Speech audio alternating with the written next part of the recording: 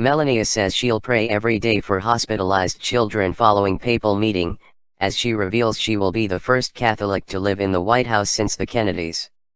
When Melania Trump recited the Lord's Prayer before a Melbourne, Florida presidential rally in February, the internet went hog wild.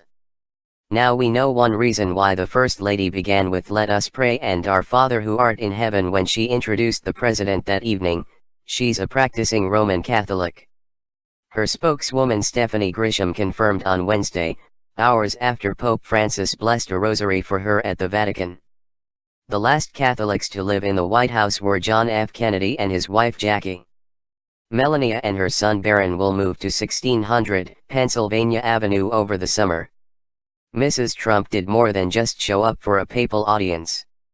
She spent time in prayer at the Vatican-affiliated Bambino Gesù, Baby Jesus, hospital, and laid flowers at the feet of a statue of the Madonna.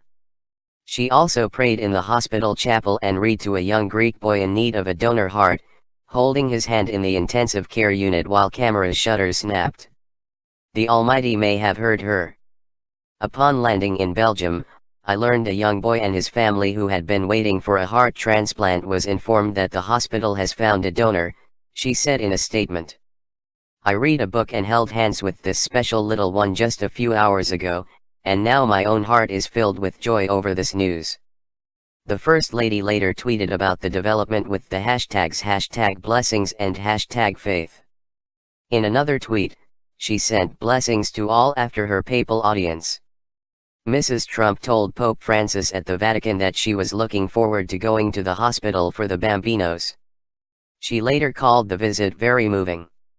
To spend time speaking to and coloring with children who have such a positive spirit despite illness was an amazing gift, she said.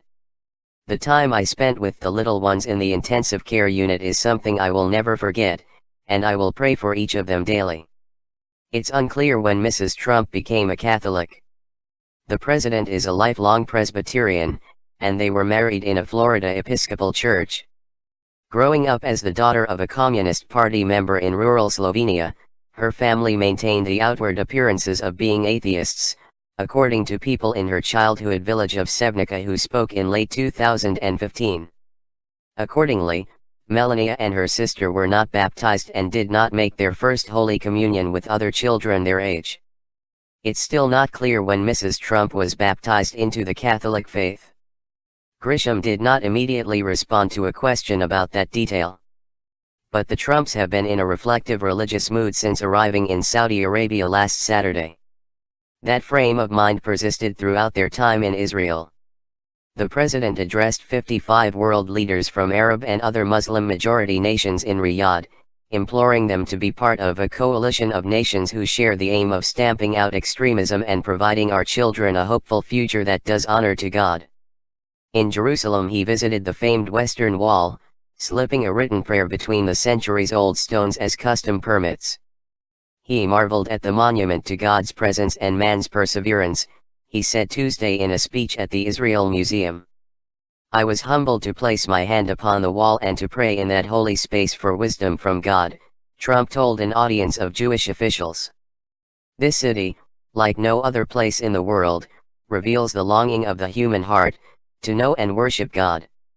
Trump issued a proclamation on Wednesday calling for a national day of prayer for permanent peace on May 29, the upcoming Memorial Day holiday.